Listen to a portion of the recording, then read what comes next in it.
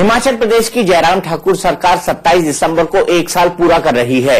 इस 1 साल के दौरान हिमाचल को क्या मिला, क्या है हिमाचल के लिए उनकी योजनाएं, कैसे वो 2019 का सामना करेंगे, इन तमाम सवालों पर बात करने के लिए खुद हमारे साथ मौजूद हैं हिमाचल प्रदेश के मुख्यमंत्री जयराम ठाकुर जी। आपका बहुत बहुत स्वागत है सर। सबसे पहले आपसे ये जानना चाहूंगा, 1 साल कोई बहुत बड़ा वक्त नहीं होता राजनीति के अंदर, लेकिन अनुभव दे जाता है। इन 1 सालों का अनुभव आपके लिए कैसा रहा? निश्चित रूप से बहुत कुछ इस 1 साल के कार्यकाल में सीखने को मिला। भले ही हम राजनीति में मैं पिछले 21 वर्षों से विधायक हूं, लेकिन इस नई जिम्मेवारी के साथ जिम्मेवारी का एहसास और उसके साथ साथ में जो बीच में ऐसी भी परिस्थिति आती है जब कोई निर्णय करना होता है, महत्वपूर्ण निर्णय करना होता है, जल्दी करना होता है, तो उन सारे विषयों को लेकर के निर्णय क्या किया जाए, ये प्रश्न सवाल दिमाग में आता है। और उन सारी परीक्षाओं के दौर में से मुझे संतोष है कि जो भी हमने निर्णय लिए वो निर्णय सही निर्णय लिए और उसका परिणाम कि 1 साल बहुत शानदार उपलब्धियों के साथ हमने पूरा किया है। हिमाचल की राजनीति में पीढ़ी का बदलाव हुआ है, एक पीढ़ी चली गई, एक नई पीढ़ी आई है, इसको आप किस तरीके से देखते हैं? ये भी आपकी बात से हम सहमत हैं कि हिमाचल प्रदेश में मात्र सत्ता परिवर्तन नहीं, पीढ़ी का भी परिवर्तन हुआ है। और जहां तक पीढ़ी का परिवर्तन हुआ तो उसमें लोगों की एक उम्मीद थी कि हट करके काम होना चाहिए, नए तरीके से काम होना चाहिए, नयापन दिखना चाहिए, लगना चाहिए। और उस सारी चीज को लेकर के जो जो किया जा सकता था हमने हट करके काम किया और नए कॉन्सेप्ट के साथ, नए इनोवेटिव आइडियाज के साथ वर्किंग शुरू की। सबसे बड़ी बात तो पहली बात जिस बात को लेकर के मुझे कहने की आवश्यकता महसूस हो रही है, आमतौर पर क्या होता था, सत्ता परिवर्तन होता था, पहला निर्णय ये होता था पूर्व सरकार के इन निर्णयों को हम बदलते हैं और उसके साथ साथ में इन लोगों के खिलाफ मामले दर्ज करते हैं। ये एक प्रक्रिया शुरू होती थी, बदले के भाव के साथ कुछ चीजें होती थी, लेकिन हमने बिल्कुल भी इस प्रकार से नहीं किया। हमने कहा कि बदले की भावना के साथ काम नहीं होगा, हम सिर्फ काम पर फोकस करेंगे। और इसलिए हमारी कैबिनेट की अगर आप देखेंगे पहली कैबिनेट के पहला महत्वपूर्ण जिस पर मानवीय दृष्टिकोण, जो बुजुर्ग लोग थे उनकी सेवा के लिए जो पेंशन का प्रावधान, उसको 80 साल की उम्र के से नीचे करके 70 साल के ऊपर सभी लोगों को पेंशन का प्रावधान किया। तो मानवीय दृष्टिकोण, राजनीतिक निर्णय नहीं लिया हमने, लेकिन समाज के लिए हट करके करना चाहिए, नया करना चाहिए और बदले की भावना से काम करने की जो एक परंपरा थी उसको विराम दिया। चूंकि मैंने बात करी कि पीढ़ी का बदलाव हुआ है सर, तो शांता कुमार और प्रेम कुमार धूमल जी के संरक्षण में, या ये कहें कि उनके साए में हिमाचल की राजनीति पिछले कई दशकों से चलती थी। क्या आपको दोनों नेताओं का सहयोग मिल रहा है और क्या आपको लगता है कि पीढ़ी के बदलाव को जो नीचे का काडर है वो एक्सेप्ट कर पाया है? मुझे इस बात की प्रसन्नता है कि मैंने दोनों नेताओं के साथ काम किया है। इससे पहले मुझे पार्टी के प्रदेश के अध्यक्ष के नाते भी काम करने का मौका मिला। उस वक्त मेरी आयु बहुत छोटी थी और हिमाचल के इतिहास में शायद सबसे कम आयु के अध्यक्ष के नाते काम करने का मौका मिला और उस वक्त पार्टी सत्ता में लाई, अध्यक्ष रहते हुए 2007 की बात है ये। और उस वक्त से उन सब लोगों ने हमारा काम देखा था और उसके बाद जहां तक अभी जो नई जिम्मेवारी मिली है, इस जिम्मेवारी में भी मुझे दोनों नेताओं का सहयोग मिला और सहयोग के साथ साथ में हम समय समय पर बैठते हैं, बातचीत करते हैं, चर्चा करते हैं, निर्णय करते हैं। दोनों का सहयोग अच्छी तरह से मिला, लेकिन उसके बावजूद जहां तक नीचे वाली जो आप कह रहे हैं कि नीचे वाली पीढ़ी, नीचे की पीढ़ी के साथ तो नीचे के संगठन के ढांचे के साथ हम वर्षों से काम कर रहे हैं।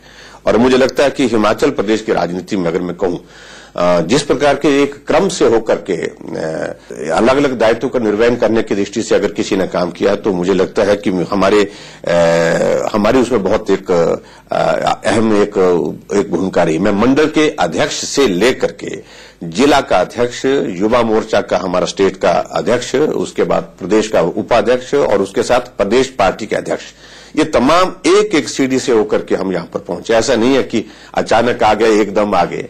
तो इसलिए नीचे से पार्टी के सब साथियों ने प्रदेश भर में हमको काम करते देखा है, वहां किसी प्रकार की कोई दिक्कत आई नहीं आज तक। 10,000 करोड़ रुपए आप केंद्र से लेकर आए हैं, आपको लगता है इन चीजों का, इन पैसों का निवेश किस तरफ होगा और किस तरफ क्या आपकी प्रायोरिटीज होंगी राज्य में विकास के लिए? मुझे इस बात को लेकर के प्रसन्नता है कि हमें सरकार बनने के बाद, क्योंकि केंद्र से सीधा पैसा अनटाइड ग्रांट जो है वो पहले कभी मिलती थी, अब आज की दौर में वो मिलना संभव नहीं है, बंद है लगभग। लेकिन उसके बावजूद हम हिमाचल के विकास को तेज गति से आगे बढ़ा सके, उसके लिए हमने अपने अधिकारियों के साथ और मंत्रियों के साथ बैठ करके हमने चर्चा की। हमने कहा कि नए प्रोजेक्ट बना करके हम भेजें विभागों के विभिन्न डिपार्टमेंट्स की ओर से। हमने वो प्रोजेक्ट्स भेजे, टूरिज्म का भेजा, हॉर्टिकल्चर का भेजा, एग्रीकल्चर का भेजा और उसके साथ साथ में इरिगेशन का भेजा, वाटर सप्लाई का भेजा और उनकी स्वीकृति आने के साथ साथ और उसका फॉलोअप किया। और मुझे इस बात का संतोष है कि इतने छोटी से कार्यकाल में इतनी बड़ी राशि नए प्रोजेक्ट के कंसीव करने के बाद, सबमिट करने के बाद स्वीकृति मिलना, ये आज से पहले हिमाचल प्रदेश में हुआ नहीं है। और ये पैसा निश्चित रूप से जो प्रोजेक्ट स्वीकृत हुआ है उन प्रोजेक्ट को इम्प्लीमेंट करने की दृष्टि से अब हम आने वाले समय में काम करने वाले हैं। हिमाचल में पर्यटन की असीम संभावनाएं हैं। मैंने देखा आपने काम करना शुरू कर दिया है, नया ऐड शुरू हो चुका है एफएम चैनल्स और बाकी जगहों पर हिमाचल का। तो पर्यटन को लेकर आपकी क्या प्रायोरिटीज होंगी, किस तरह से पर्यटन को बढ़ाया जाएगा? क्योंकि कहीं ना कहीं ऐसा लगता है कि हिमाचल में पर्यटन अभी तक मोटे तौर पर अनदेखा रहा है। इसमें दो राय नहीं कि पर्यटन के बारे में बातें बहुत होती रही, लेकिन पर्यटन की दृष्टि से जो करने की चीजें हिमाचल प्रदेश में थी वो चीजें हुई नहीं थी, इसमें सच्चाई है। और आज से पहले कभी भी इस सेक्टर को फोकस करके काम, प्लानिंग नहीं थी, हमारा विजन नहीं था। और सहज रूप से, क्योंकि हिमाचल एक सुंदर है प्रदेश प्राकृतिक दृष्टि से और उसके साथ साथ कानून व्यवस्था की दृष्टि से एक शांत प्रदेश है जहां पर कानून व्यवस्था अच्छी है, तो लोग इस अट्रैक्शन के कारण हिमाचल प्रदेश में आते हैं, लेकिन सहज रूप से आते हैं। हमने कोई प्रयत्न किया, प्रयास किया टूरिज्म को यहां डेवलप करने के लिए, टूरिस्ट को इंटरेक्ट करने के लिए, यहां आने के लिए, तो अट्रैक्ट करने के लिए हमने जो प्रयत्न करने चाहिए थे वो सब पहले, आज से पहले हुए नहीं उस तरह से जिस तरह पर होने चाहिए थे। अब हमने बहुत फोकस होकर के काम करने की कोशिश की है और मुझे इसकी बात की प्रसन्नता है कि उसमें हम सफल हो रहे हैं। टूरिस्ट बड़ी तादाद में आ रहे हैं। नए नए इनिशिएटिव्स हिमाचल प्रदेश में 3-4 हम साइट और डेवलप करने की हम कोशिश कर रहे हैं, जिसका हमने पिछले बजट में प्रावधान किया। नई राहें नई मंजिलें, इस प्रकार से एक योजना हमने शुरू की है हिमाचल प्रदेश में। उसमें हम जो डेस्टिनेशन उनको डेवलप करने के लिए हमने एडीबी के माध्यम से कुछ एक 1900 करोड़ रुपए की हमने उसमें फंडिंग का प्रावधान भी किया और बहुत जल्दी उसका काम भी शुरू हो गया। और उसके साथ साथ में हेली टैक्सी के लिए भी हमने हिमाचल प्रदेश में इनिशिएटिव लिया है।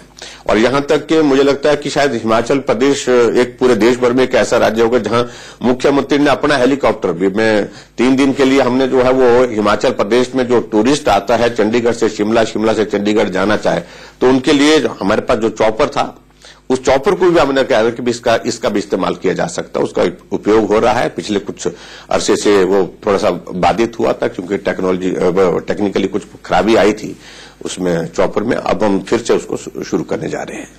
सुप्रीम कोर्ट और एनजीटी के आदेश, क्योंकि कई बार ऐसा लगता है कि और महसूस भी होता है कि एनजीटी के ऑर्डर्स थोड़ा आर्बिट्री हो जाते हैं। सुप्रीम कोर्ट के आदेश भी पर्यटन को लेकर कई सारी संभावनाओं को रोकते हैं या ये कहें कि कई सारे रोड ब्लॉक्स बनते हैं। हालांकि वो भले के लिए करते हैं, लेकिन फिर भी ये फीलिंग आती है कि इमीडिएट इफेक्ट इसका जो है वो निगेटिव होगा। इसको देखते हुए आपको लगता है कि इस तरह की चुनौतियां हैं हिमाचल प्रदेश में? ये सचमुच में एक बहुत बड़ी चुनौती है। जो चीजें पहले कुछ अरसा पहले अगर ठीक की होती तो शायद मेरे ख्याल में supreme court, high court, NGT इस सारी चीजों में एंटर नहीं करता।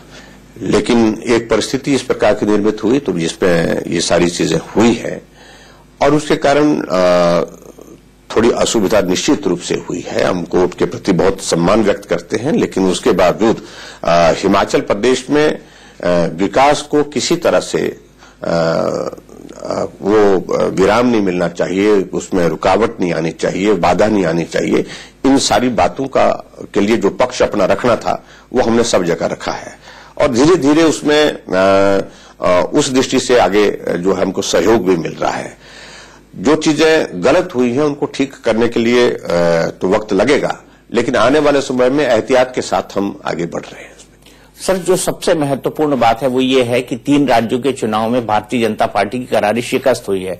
इसको देखते हुए आपको 2019 में क्या लगता है, इसके क्या राजनीतिक परिणाम होंगे? देखिए, जीत हार चुनाव में चलती ही रहती है और ये 3 प्रदेशों के परिणाम आए हैं और इन परिणामों में अगर मैं कहूं बड़ी, जिसको बोल सकते हैं कि बड़ी हार हुई है। हम मुकाबले में बहुत करीब रहे, बहुत नजदीक पहुंचे हैं, तो इसलिए ये एक तरफा जीत नहीं है। फिर भी उसके बावजूद जब जीत होती है तो उत्साह बढ़ता है, जीत नहीं होती है तो उत्साह में कमी स्वाभाविक रूप से कई बार आती है। लेकिन हमारे पास जब 2019 की अगर हम बात कर रहे हैं तो ऐसा नेतृत्व तो हमारे पास है नरेंद्र मोदी जी के रूप में, जो नेतृत्व देश की आवश्यकता आज की तारीख पे जो महसूस हो रही है। देश की आवश्यकता मजबूत नेतृत्व की है और वो मजबूत नेतृत्व किसी दल के पास पूरे देश भर में नहीं है, वो हमारे पास है, हमारी पार्टी के पास है, नरेंद्र भाई मोदी जी के रूप में। इसलिए जब लोकसभा का चुनाव आएगा, मेरा यह मानना है कि जिन प्रदेशों में भले ही कांग्रेस की सरकार बनी हो, लेकिन वहां से भी भारतीय जनता पार्टी जो है वो बहुत बड़ी तादाद में सीटें लेकर के आएगी।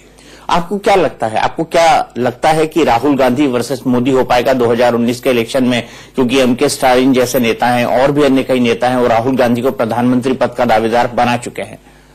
देखिए, 1-2-3 प्रदेशों के चुनाव के परिणाम आने के पश्चात वो इस निष्कर्ष पे पहुंचना, कांग्रेस पार्टी में अभी तक राहुल के नेतृत्व पर भी अपने अंदर ही अपने आप ही प्रश्न चिन्ह है कई तरह के।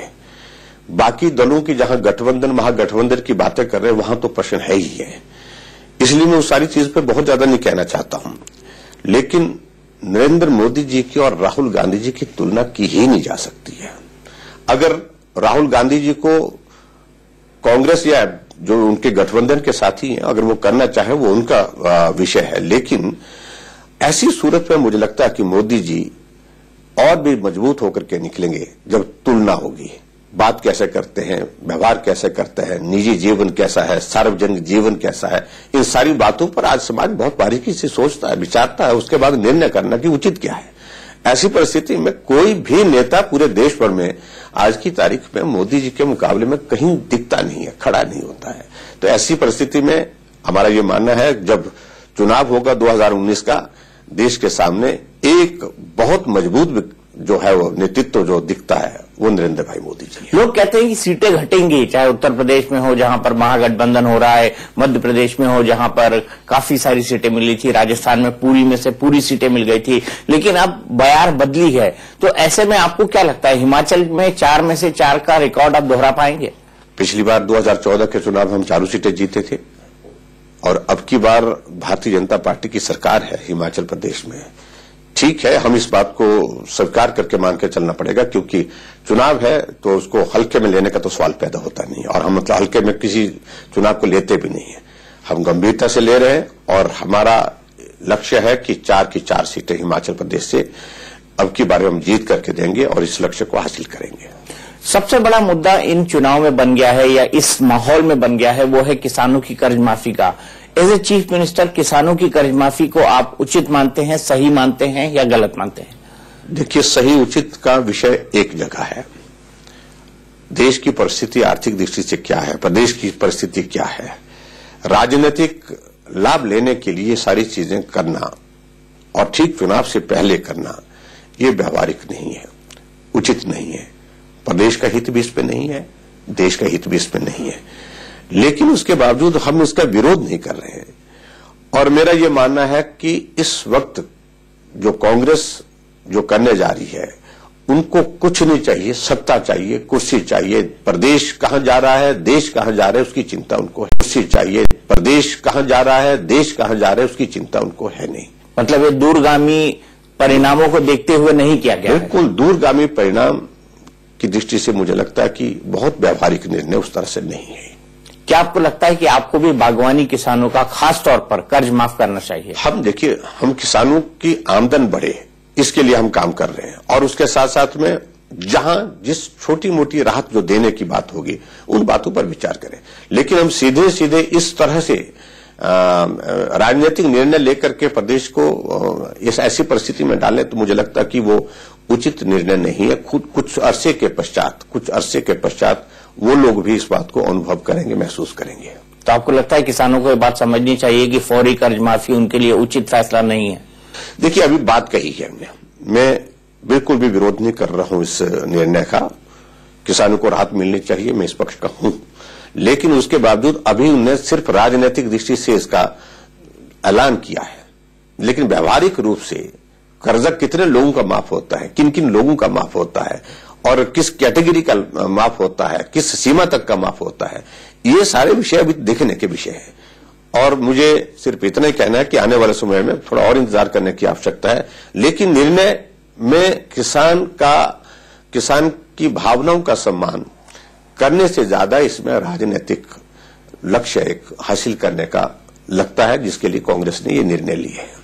आखिरी सवाल सर, आपको क्या लगता है राम मंदिर के लिए सरकार को बिल या अध्यादेश लाना चाहिए? हमारा ये मानना है, देखिए, बड़ी स्थापित मानसिकता है, स्थापित मान्यता है हमारी सब लोगों की, हमारे समाज में, पूरे देश की। मैं कहूं कि जहां भगवान रामचंद्र जी का जन्म हुआ था वहां पर भव्य मंदिर बनना चाहिए, और इसमें न परिवर्तन पहले हुआ है, न आज हुआ है, और न आगे होने की बहुत बड़ी संभावना है। हमारा ये मानना है कि मंदिर का निर्माण होना चाहिए, रास्ता कोई भी निकले, चाहे वो अध्यादेश का हो, चाहे उसके साथ साथ चाहे वो कोर्ट निर्णय करे, लेकिन ये रास्ता आगे खुलना चाहिए, ये होना चाहिए। आपको लगता है सरकार को अध्यादेश लाना चाहिए? देखिए, इस बात को लेकर के हमारा कहना उचित नहीं होगा। पार्टी का हमारा वरिष्ठ नेतृत्व जो निर्णय करेगा, लेकिन हम इस बात को लेकर के बड़ा स्पष्ट कर रहे हैं कि ये स्थापित मान्यता है हमारी सब लोगों की, भगवान रामचंद्र जी के जन्म स्थान पर भव्य मंदिर भगवान रामचंद्र जी का बनना चाहिए। बहुत बहुत शुक्रिया सर हमसे बातचीत करने के लिए। तो ये थे हिमाचल प्रदेश के मुख्यमंत्री जयराम ठाकुर, जिन्होंने अपनी प्राथमिकताओं के बारे में हमको बताया और साथ ही ये भी बताया कि हिमाचल प्रदेश के बारे में, हिमाचल प्रदेश के विकास के लिए उनकी सोच क्या है।